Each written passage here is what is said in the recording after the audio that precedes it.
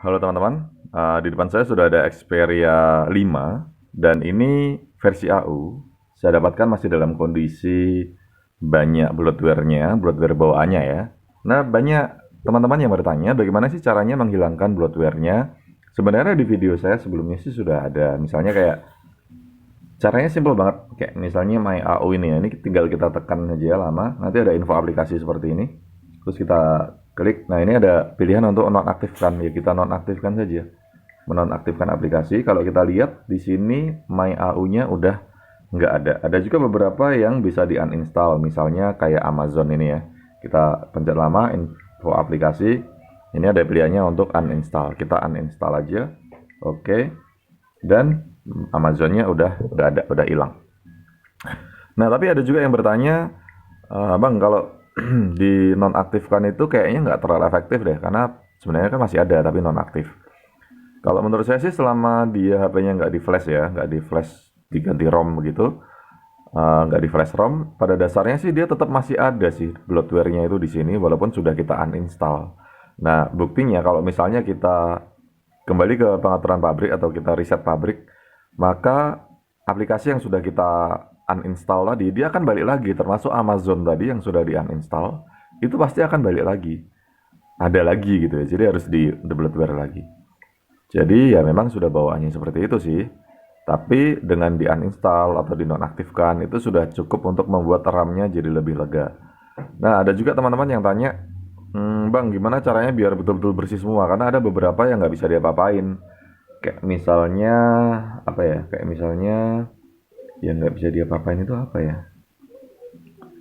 Ada aplikasi yang, ini AU ini bisa ya? Bisa sih nonaktif. Ada beberapa yang betul-betul nggak bisa diapa-apain ini dulu, kayak nggak bisa dinonaktifkan, nggak bisa juga di uninstall. Nah, tapi kalau aku sih biasanya pakai ini ada file bloatware-nya. Nah, kalau teman-teman tanya itu dapat dari mana, aku dapatnya dari Bang Beno. Jadi ini ada the bloatware.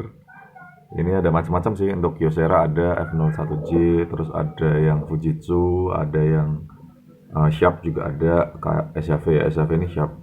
Terus Sony juga ada dua macam, ada yang Sony AU, ada yang Docomo, ada yang Sony Docomo. Nah, walaupun tetap kalau misalnya ada HP-HP yang terbaru gitu, nggak bisa di bloatware utuh semuanya, ya yang lain kita masih pakai manual tetap. Tapi ini bantu banget karena jadi lebih simple dan lebih cepat. Nah, caranya gampang banget. Nah, pertama HP-nya tentu kita harus aktifkan dulu developer option-nya. Caranya kita masuk ke setelan, terus ke tentang ponsel.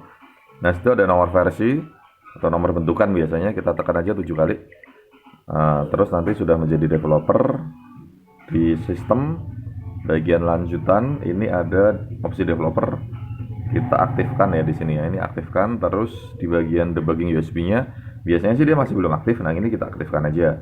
Oke, gitu aja ya. Terus siapkan kabel USB, kabel data. Ini kita colokin dulu ke PC atau laptop kita. Maaf, saya nggak mengerti. Ya, nggak apa-apa. Google-nya ngomong. Oke, kemudian ini kita sambungin ke handphone. Ya, izinkan akses, kita izinkan ya.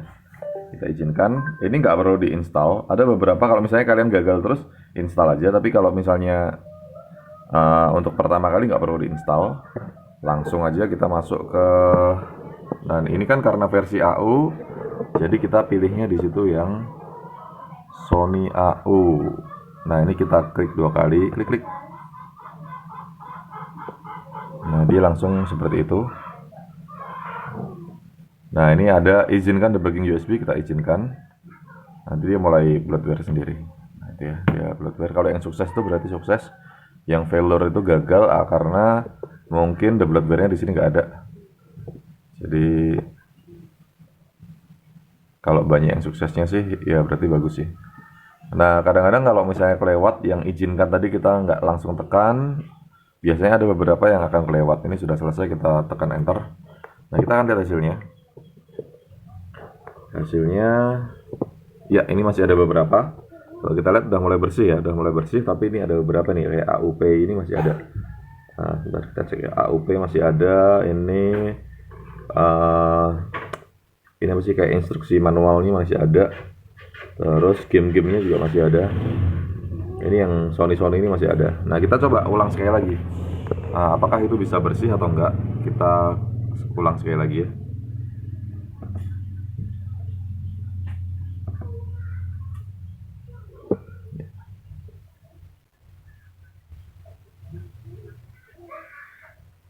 Gagal semua, failure semua, berarti emang aplikasi yang ada di sini, yang ada di file bloatware-nya itu sudah semuanya di uninstall, dan di sini udah berhasil. Nah, kita lihat. Oke, kita taruh ini aja. Kita cek sekarang apakah memang masih ada. Ya, masih ada. Yang masih ada ini tinggal AUP-nya. Jadi AUP ini kita tekan aja info aplikasi, terus di uninstall manual. Itu terus yang lain-lain kayak instruksi manual ini selalu ada ya. Selalu ada, kita nonaktifkan aja karena kita nggak butuh instruksinya. Kita bisa cari di Google. Nah, ini tinggal game-gamenya. Gamenya ini biasanya tulisannya foldernya ini masih Jepang. Ini bisa kita ganti kok, tenang aja. Game. Oke, ini sudah ganti game ya. Terus yang Sony ini ada 3. Wait. Ada 3 ini. Nggak tahu ini apa, Xperia. Saya nggak tahu. Ini kita uninstall aja karena berarti nggak penting. Kalau bisa di uninstall itu berarti nggak penting. Mungkin ini kayak apa ya?